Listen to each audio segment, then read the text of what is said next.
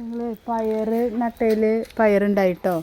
അപ്പോൾ അതൊന്ന് പൊട്ടിക്കുകയാണ്. കുറച്ചുണ്ടായിട്ടുള്ളൂ, മണിക്കുട്ടി നട്ടതാണത്.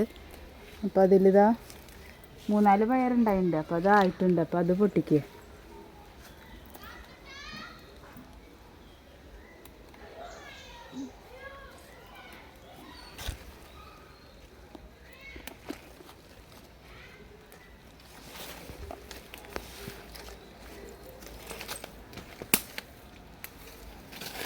എന്താ ഇത്ര കിട്ടിയിട്ടാ, നല്ല പയറാണ്.